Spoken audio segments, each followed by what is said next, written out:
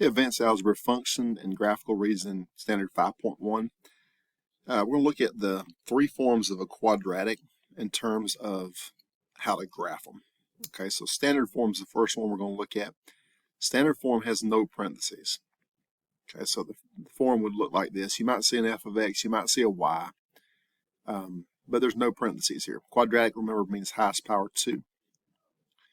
Now the vertex, this looks complicated, and we'll have another slide to elaborate on this a little bit. But this A and B come from here and here. The graph will open up if A is positive. So if this is positive right here, it opens up like a smile. It'll open down if this is negative right here. Also, the y-intercept is C, so it's just simply the constant. Okay, so three things that you can get from standard form. Let's look a little more on that vertex. The x-coordinate of the vertex can be found in this formula, x equals negative b over 2a. Okay. The y-coordinate of the vertex is when you plug this back in and solve for y. So let's see an example to elaborate. Standard form, no parentheses, quadratic because highest power 2. A is 1, b is negative 4. That means a is this number here, which is 1, is understood. B is negative 4. The x-coordinate of the vertex. Use this formula, which you need to memorize this formula. Plug negative 4 in the b position and 1 in the a position and work it out. Okay, so notice we have two negatives. That's going to make a positive. 2 times 1 is 2. 4 divided by 2 is 2. The y-coordinate is when you take the 2 and you plug it back in.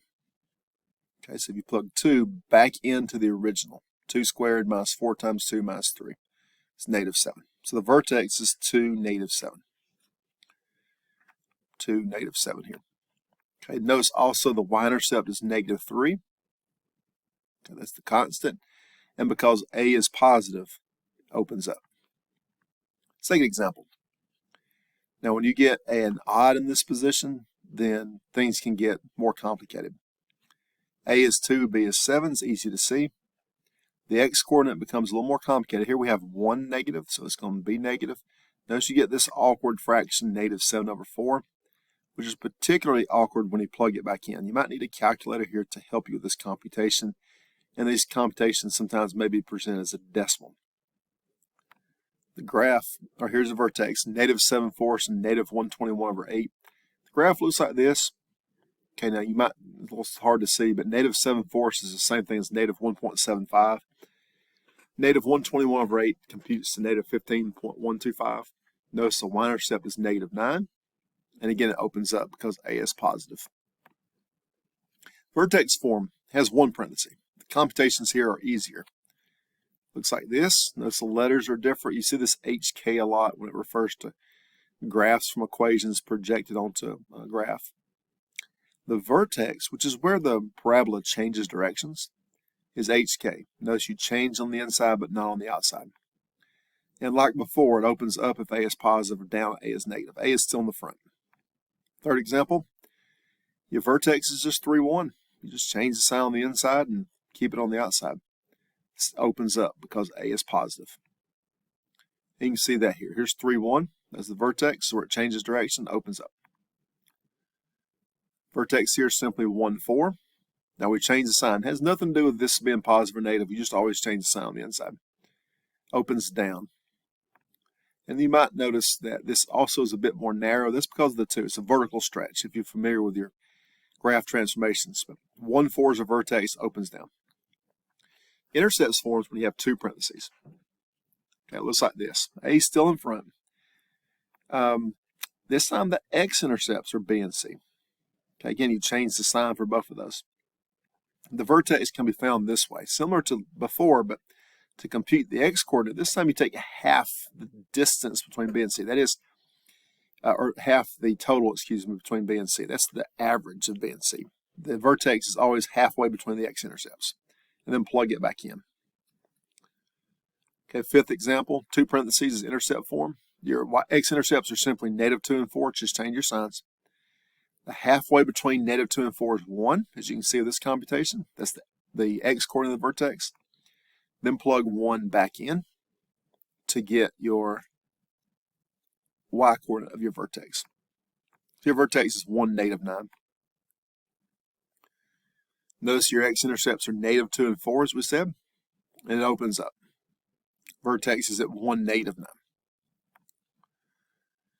Now, the standard also mentions analysis of data sets with regression. So we're going to look at that on Desmos, graph and analyze quadratic functions in contextual situations.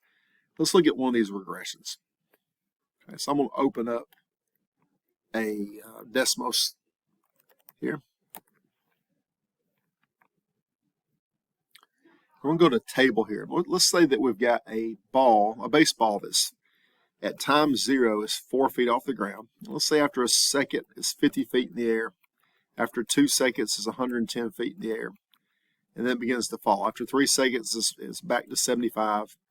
And after 4 seconds, let's say it's 10 feet. Okay. To get a better look at that, we're going to go to this settings menu. For X, we'll go -1 just to get a little bit left of this up to 5. Okay, that's going to let you see 1, 2, 3, and 4. And it looks like the highest we got was 110, and we were never negative. So let's go 0 to say 120. Just give ourselves a little room. Okay. This is what our picture looks like. So notice it's parabolic. Okay, the ball in the air. So to get a quadratic regression, we do the following. We say y1 is approximately, so we do the approximate button. Looks like this. ax1 squared plus bx1 plus c. Okay, notice that it gives us a regression here. It says that our a value is -22. So notice that's consistent with what we said earlier, that it's opening down. Notice that it gives us a c value of -2. So in standard form, that would be saying that at time 0, our ball was -2 height. Now, it doesn't make sense in terms of the problem, but remember, a regression line is you're just trying to get as close as you can. So it just was a little bit off on that point as a reason. But it's still close to the 4 that we had. And it also gives us this b value of 94. So if we were to plug those values in, then it gives us the best curve that goes to that point. But notice again the consistency of the opening. Now we could go in there and figure out the intercepts and change this to intercepts form, different things you can do with that regression.